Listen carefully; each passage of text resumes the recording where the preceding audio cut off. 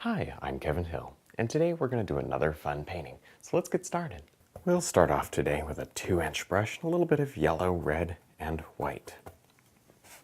And I'm going to come right here to the center and drop in a beautiful glow. Now maybe today we're going to do something very, very different. Something we haven't done before. I think we're going to do a little city. Maybe the city's kind of on the water. And, all the colors, they'll be reflected down into the water. I think it'll be very nice. So, just doing something fun and different today. There. I'm going just below the center here. I don't want to have the city right in the middle. Have it lower on the horizon. Next, with some red, black, and blue, I'm going to drop in a beautiful night sky up here.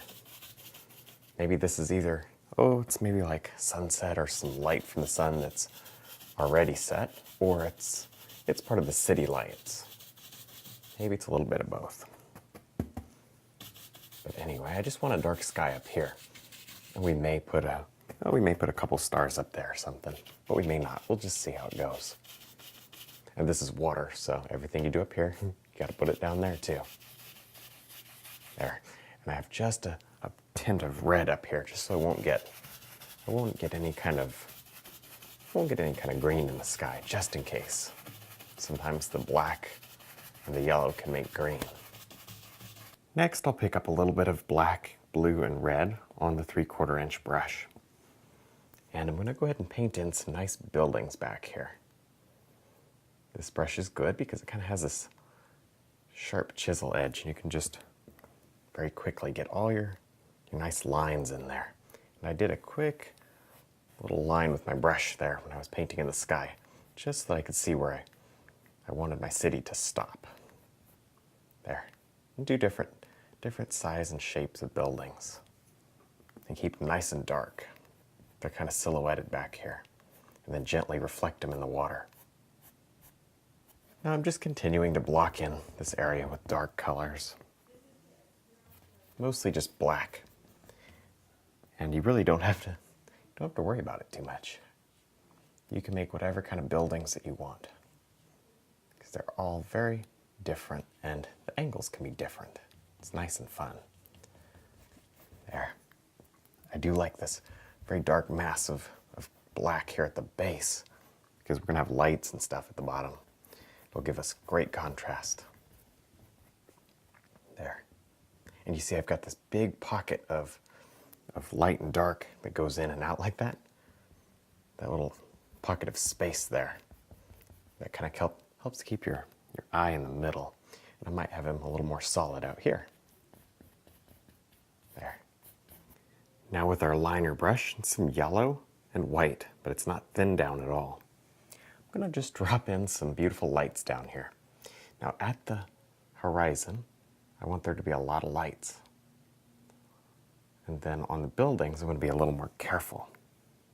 See, on the buildings, I'm going to, let's start with this one that's so big. Just going to drop in a little lights. Maybe this building's, we're seeing a perspective on the building. It's not just like straight on. So you got to think about that. Not all the lights are going to be on. Now I've decided to try something different here on this building. I went ahead and I painted black over it again. And I'm going to take the 3/4 inch brush this time. So I want to see I want to play around. I want to see if I can get some different looking windows. Maybe this building, I felt like it was too much, it was too polka dot looking. Looked like it was just covered in polka dots, and I didn't like it as much as I thought I would. So I'm going to try something different. What if it has like long, skinny windows or something like that? There. See, I like the effect of that better. So you can kind of just play around with stuff like that. And I'm just continuing. Now one thing that's very important to talk about here is the horizon. It does not have to be straight, but it does have to be level. So I don't really want it sloping. But see, I can't have it come down because the shoreline is obviously not perfectly straight and flat, like somebody cut it with a knife or something. No, it's got a lot of different things happening. And you're going to have to wipe your brush every time you reload Let me put a little red into that. There. Lots of lights down here. And I haven't really talked about the light reflection, but you are going to need to reflect some of the lights in the water. Now, I may jump back to the liner brush. I'm just trying different things because, as you know, we don't paint a lot of cities. In fact, never really paint cities. So I'm trying different things, trying to give you the best ideas and tips that I have as I'm figuring them out on my own here. There we go. Maybe, oh, I don't know, maybe we want just a little color. Now I just figured something out. You see these lights? They've got a nice fuzzy edge around them. So what I did to make that, you see they were like this before, very hard. So I cleaned off my brush, and then watch this.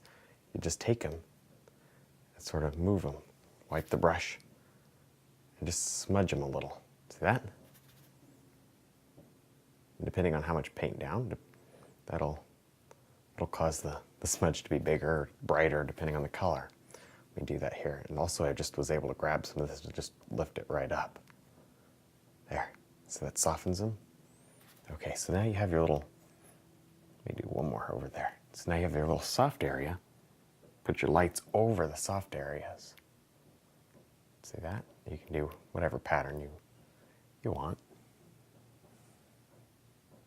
And that kind of gives you a beautiful little effect. Now we can go ahead and think about some reflections of these lights in the water. The reason I didn't want to do this while I was putting in the lights is, I changed my mind so many times. Would have been silly to, to repaint the reflections many, many times. Instead, I recommend you kind of just wait till you're happy with the light, the layout, then just take a little bit of them and drag them right down. The ones on the shore seem to be easier because you can really just load a little bit of the color on there and then just use some of the existing paint on the canvas and just pull it down. That works pretty well. There. And you're going to need to use a light touch because this is wet. And you'll create a muddy mess if you're not careful. It's a light touch. Now, one thing that I noticed in a lot of cities, I was looking at photos of cities, when they're right up against the water like this, there's sometimes some dark. I'm going to put this dark. There's like a dark dividing line. And that really, number one, it looks nice for contrast purposes for the art, but it's really there, at least in a lot of them that I looked at. There. It separates the water from the land. Now we can go ahead and just drop on some reflection here to the buildings. This is going to be very soft, so don't get carried away. I'm just very lightly touching and then dragging, touching and dragging. Not too much paint on the brush. The only reason you're able to get the colors to come off without mixing is because we underpainted with such little paint. There, see, very little in the water because I don't want much texture. Not only can we use the texture to make the paint brighter, see, the more paint you put on, the brighter it'll be. But also, by having them a little bit softer, less texture down here in the reflection, it makes it look more like water. Just kind of a little extra bonus. So use the texture to your advantage. Don't fight it. Maybe kind of, there, something a little bit like that. Just loosely mimics the shape above it. Now with a soft gray color, I just want to put in a couple of stars up in the sky.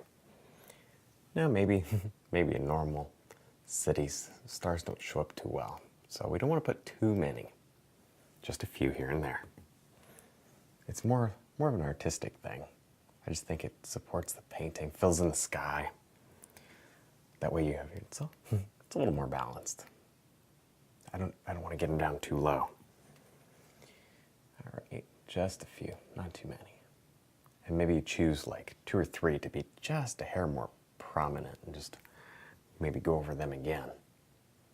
Maybe even wipe your brush out and and give them a little blur, a little blend in the wet paint. Just drag them. There.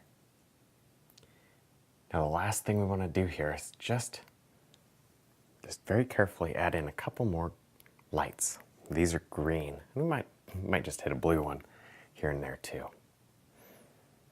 These are so faint and so hard to see. I just want to add the tiniest bit of detail as far as the different colored lights. That's it, just a few. Then quickly throw them in the water. There. All right, well, I think we're done. I had a lot of fun. I hope you did too. Don't forget to check out my website, my DVDs, and also my brush line. And thanks for watching.